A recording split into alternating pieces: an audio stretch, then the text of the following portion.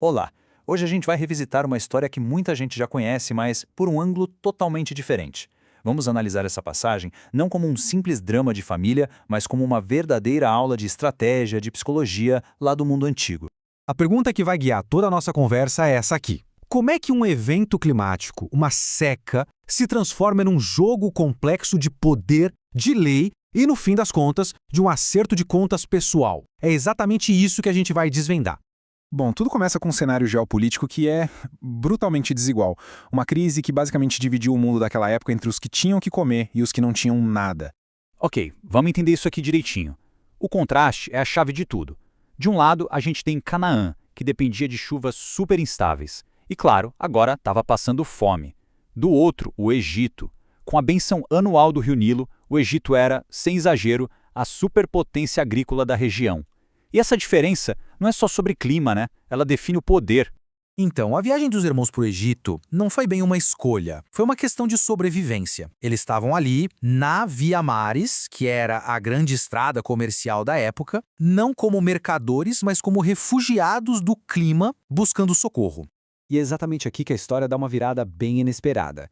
Quando chegam lá, os 10 irmãos não dão de cara com um funcionário qualquer. Eles encontram um governador, surpreendentemente hostil, muito desconfiado. Para a gente entender essa reação do governador, a gente precisa entrar na mentalidade egípcia da época.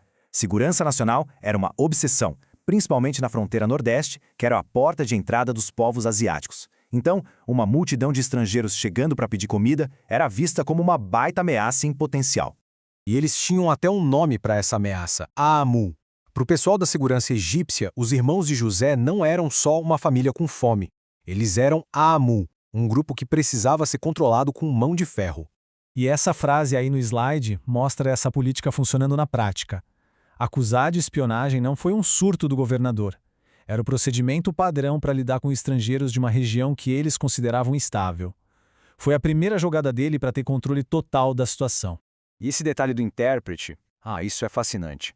Essa barreira da língua não era só prática, era uma ferramenta de poder. Ela criava uma distância enorme, reforçava a autoridade dele como um oficial egípcio todo-poderoso e, claro, era o disfarce perfeito para esconder quem ele realmente era. Agora vamos começar a desmontar essa história. As ações do governador podem até parecer meio aleatórias, mas na verdade, elas seguem uma lógica muito precisa. A gente está falando de um jogo de poder construído nos mínimos detalhes. A estratégia toda pode ser dividida em 4 passos bem claros. Primeiro, a acusação para intimidar. Segundo, a exigência de trazer o Benjamim para forçar eles a voltarem. Terceiro, prender o Simeão como uma garantia. E quarto, a devolução secreta do dinheiro, que foi a jogada de mestre, a mais brilhante de todas. Olha, manter Simeão preso pode parecer cruel hoje, mas na época era um procedimento jurídico super comum. Era chamada de diplomacia de reféns, uma garantia legal de que os irmãos iam cumprir a parte deles no acordo e voltar. E aqui está a genialidade da armadilha. Com o dinheiro de volta no saco de grãos, eles não eram mais só compradores. Legalmente, eles podiam ser acusados de roubo. Isso colocou uma camada de terror psicológico na coisa toda. Agora eles não estavam só com fome. Eles também eram fugitivos da lei. Toda essa pressão externa acaba causando uma verdadeira implosão interna. O jogo do governador força os irmãos a encararem um crime que eles esconderam por 20 longos anos. E esse é o momento da verdade.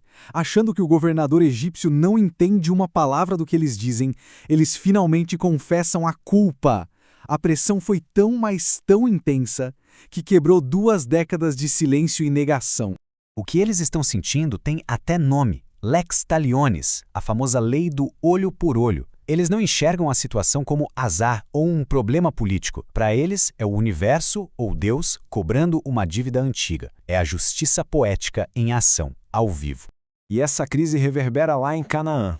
A família disfuncional que vendeu José continua igual. A gente vê isso quando Jacó simplesmente ignora a proposta do filho mais velho, Rúben, mostrando que aquelas velhas feridas de favoritismo e desconfiança nunca cicatrizaram de verdade. Certo, agora vamos juntar todas as peças do quebra-cabeça. A geopolítica, as armadilhas da lei, a pressão psicológica, tudo isso, no fundo, serviu a um propósito muito pessoal e muito profundo. Então, o ponto central é este. Toda aquela encenação não era sobre a segurança nacional do Egito. Era um teste, um experimento super bem bolado por José, escondido ali atrás daquela máscara de governador, para descobrir uma coisa fundamental. No final das contas, nunca foi sobre a comida. A fome foi só o pretexto, o cenário perfeito para forçar uma briga moral que estava 20 anos atrasada. E essa é a pergunta que está no coração de todo o plano. José não queria vingança. De jeito nenhum. O que ele precisava saber era: será que meus irmãos mudaram? A culpa transformou eles de alguma forma? Ou será que na primeira dificuldade eles fariam tudo de novo, abandonariam outro irmão para se salvar? A resposta para essa pergunta, ela ia definir o futuro de uma família inteira.